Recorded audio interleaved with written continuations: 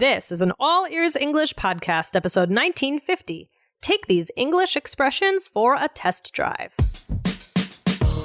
Welcome to the All Ears English podcast, downloaded more than 200 million times. Are you feeling stuck with your English? We'll show you how to become fearless and fluent by focusing on connection, not perfection. With your American hosts, Lindsay McMahon, the English adventurer, and Michelle Kaplan, the New York radio girl, coming to you from Colorado and New York City, USA. And to get your transcripts delivered by email every week, go to allearsenglish.com/subscribe.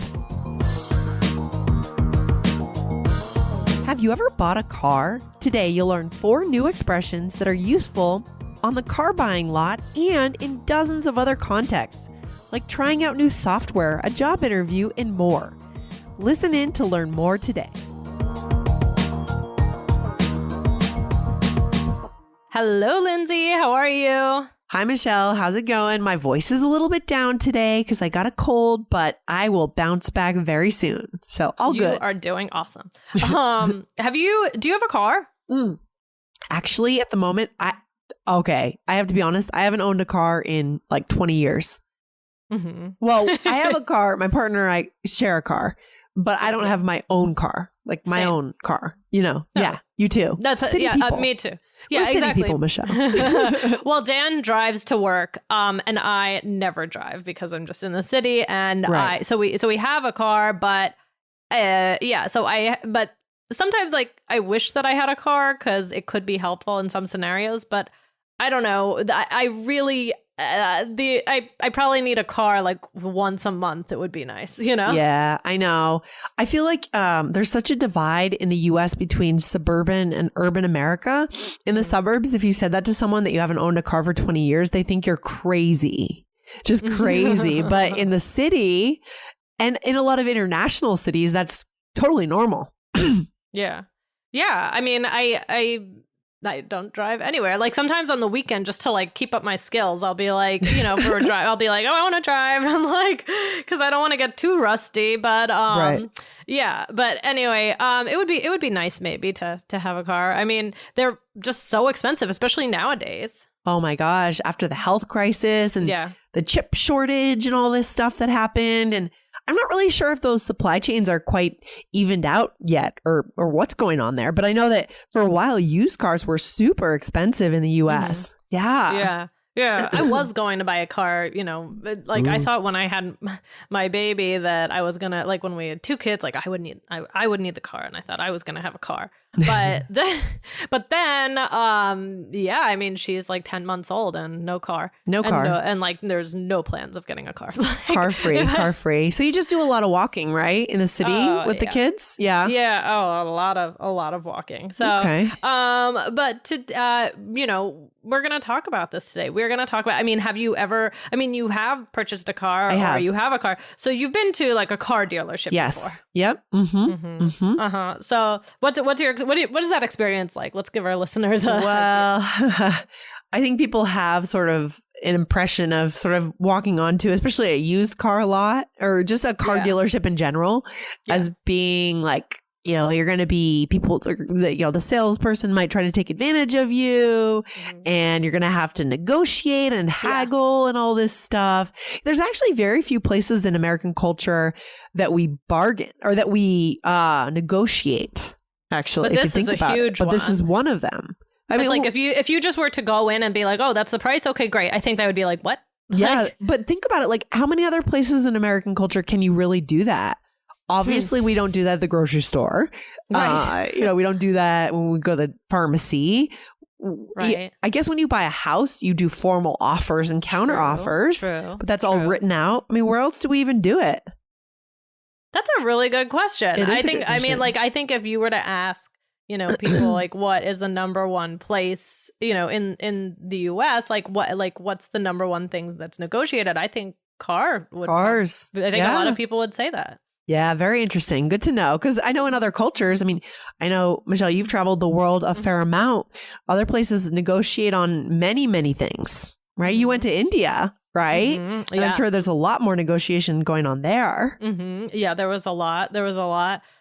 So yeah, I mean, it's interesting. You know, sometimes though there are instances where you wonder, like, could I negotiate on this? Like we were just talking about something the other day. I can't remember what it was, and I was like, you know, would it be is this in new situations? Sometimes I still will get confused. Like, could I, you know, maybe throw out another number? I don't know. Yeah, good question. Like, what was the situation? Just out of curiosity, what was the thing? Well, I'm trying to remember what it was. I think some service that we were going to use. I mean, maybe that, like... Right, okay. Like somebody coming in to plumbing or something? Yeah, something like that, yeah. Maybe. Like, can you do it for, he quotes you at $250, can you do it for $200? Yeah, I could see that. I could see that. Actually, I remember now. We had someone installing a dishwasher and they quoted us like a super high price, and we did end up like negotiating it down. So like something like that might be, but it's like, it's hard because then if somebody like has a paper with, I think that's like, if somebody doing some sort of work on your house has like a paper with a price, like that might happen. But if they have like if you see some price on paper, I don't know, you know, it's a hard thing. I will say that in all my years of life, there are still times of confusion as to if it's okay to negotiate. I'll be honest. Yeah. We can do other episodes on this. Even over on our Business English podcast, we could talk about this because, I mean, this is why we probably overpay when we travel abroad, because we're not used to negotiating as much in the US. No, that's true. That's true as well. All right. So guys, we also want you to listen to All Ears English episode 1526, which is Go for a Drive in English with Lindsay and Michelle. So hear more about our driving experiences there. Today we're going to talk about some vocab you might hear when purchasing a car. But the cool thing is, these are also useful for many different things in life. So we're gonna talk about that today. So we have three really useful expressions. Oh, actually four that we're gonna go through and talk about it. Good for the car dealership and good for life. Yeah, this is fun. I can see that these can really be useful for other things as well, beyond just cars. So this is kind of cool. So here we go. All right, should I go into the first one, Michelle? Let's do it. All right, take it for a spin. Yeah. Well, I mean, what does that mean? So literally speaking about the car, right? Yeah. This is when you go to the car dealership and you take it out. They give you the keys if you want to just try out that car, or maybe your friend just got a cool car and then you can try out his car. You're really just testing it out, but it's not just for the car, right? It could be for testing anything out. I think so. I mean, well, I mean, so if it could be different things, like, for example, I could say, oh, want to see if you like my new phone? Here, take it for a spin. I mean, it's kind of a joke because it's fun. It's just fun. We know it's mostly associated with cars, but you can play with it. Yeah, I'm trying to think about, I just got a new pair of skis. And I demoed them, and I took them for a spin. Right, you could say that. You want to take these for a spin, see what you think. That's similar to a car because you're kind of moving. But I mean, you could take a lot of things, like, or even like, here, we're testing out these new laptops at the office. Take it for a spin. Tell me what you think of this laptop model. Right. When you're giving something a try. Yeah, giving it a try, demoing it. But then if we want to come back to the actual car, you can say, okay, you ready to take it for a spin? You can go around the block and come back. Exactly. So yeah, usually when you go to the car dealership, then you get to try out, you know, the cars, and I think they usually come with you. Actually, do they? Yeah, probably. Yeah, I think so. Yeah. So that's kind of a fun thing you can do when you're shopping for a car. What's another expression? Okay. Test drive. Same idea, Michelle. What does this mean? Yeah, test driving something. I mean, exactly. So, I mean, that's basically what it is. So you could say, take it for a test drive. And then if you like it, we can go over the special deal for Thanksgiving weekend. Right. So again, if you're talking, like, if we want to apply this to life, different aspects of life, what would be an example of something that we could say, we're just taking this for a test drive, this new idea or this new plan? What do you think? Well, I think that, like, this is really good for some sort of, like, technology, Okay. let's think of a piece of technology. I don't know. I could see if I was like at, a store looking at TVs. Okay. And, the salesman might, make a joke. It's like, oh, take it for a test drive, sit down, like watch an episode of something, Right. It's not as common, but I think that these are more just kind of cute jokes then. Right. Yeah, for sure. For sure.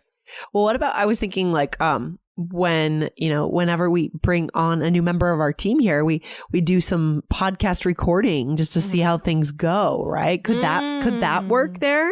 Take it for a test drive. So. Let's, that kind of idea. I'm just thinking about how this could apply even to the working world. Right. Right. Take this job for a test drive. Mm-hmm. Right. You say, let's do a test drive, see how it goes, see how this episode goes, something like that. Mm-hmm, exactly. So just to keep it kind of fun, because sometimes in a new job, people can feel a lot of pressure, right? So what words can we use to build the connection with someone to break down that pressure a little bit, not make them feel so nervous?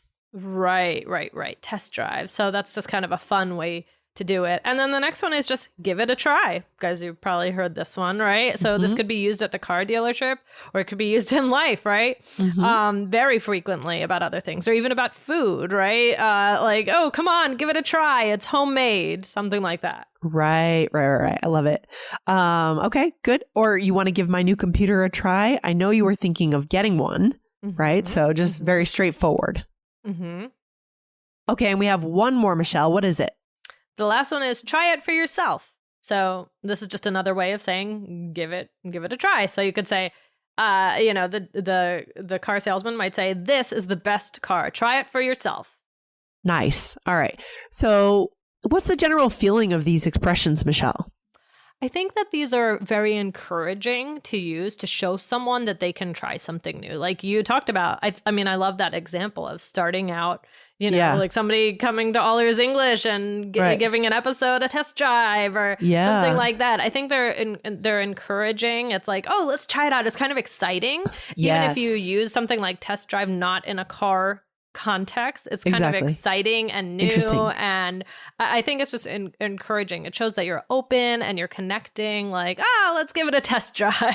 Yeah, it's kind of funny. I've never thought about it that way before, but you could do that. We can be, you're giving you guys permission to be a little bit creative with your language. Yes. That's the key to connection. You need to come up with the words that the person needs in that moment that makes them feel connected to you. Right, Michelle?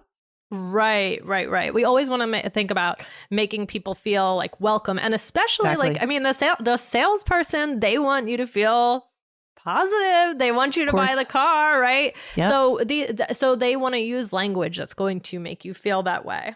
Love it. Okay, good. So should we go ahead and do a role play for our listeners? Let's do it. So let's see. We are at a car dealership. Okay. We're friends and we are looking for a new car. Okay, so this time this is more in the literal context of actually buying a car then in that case. Here we go. Yeah, we're doing the real thing here. Okay. Ooh, this one looks nice. Come on, let's take it for a spin. Okay. I guess a test drive would be helpful. Oh, for sure. I can't wait to give it a try. Okay, I'll try it. Then you can also try it for yourself. I need your opinion. Sounds good. All right. Yeah. Ooh, I would want to bring many family members if I went to buy a used car, right? Like, different people in my family who are better at negotiating than I am. Yes, that's what we did when we bought, the car that Dan drives. I think both of our sets of parents were there. Oh my gosh, I know for sure. And there was negotiating because, sometimes parents are, if they've, done things before or bought cars before. This was like our first, real buying a car together as adults. And wow, interesting. So, we needed, it's funny how as adults you still this was a while ago now, but, you still need your parents for those kinds of things. If you haven't done it before, it's still helpful. Need your family. I think, this is getting onto a whole other topic that we don't have to go into right now, but another time. Yeah, I think in American culture, we're kind of like not thrown out, but we're expected to be super independent. Once we're married, like we go and figure everything out on our own, but that's just not real. And that's internationally for our listeners. I think people rely more on their families, which is nice because there's all that wisdom, that your parents have. So why go figure it out for yourself when someone else could help you with it? Right. I think it's good to, to admit when you could need a little bit of help from somebody who's done it before. Absolutely. Let's go through this role play real quick, Michelle, and then we'll hop off the mic. Let's do it. All right. So here we go. So I said, come on, let's take it for a spin. Okay, good. Yeah, with enthusiasm too. Yes. And then he said, okay, I guess a test drive would be helpful. Right. Mm-hmm. And then I said, I can't wait to give it a try. Yeah. And then I said, okay, I'll try it. And you can also try it for yourself. I need your opinion. All right.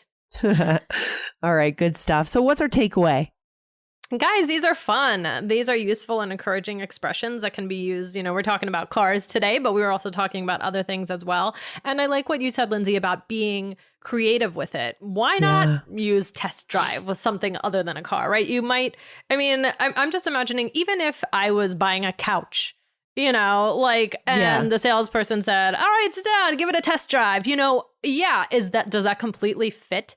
No, I'm not driving the couch. Is it a traditional thing to say? No, right. But sometimes, just try it. Just try. If it ends up, totally being like random to say that, then people it's just kind of a joke. Sometimes try and use their expressions in different contexts and just experiment with it.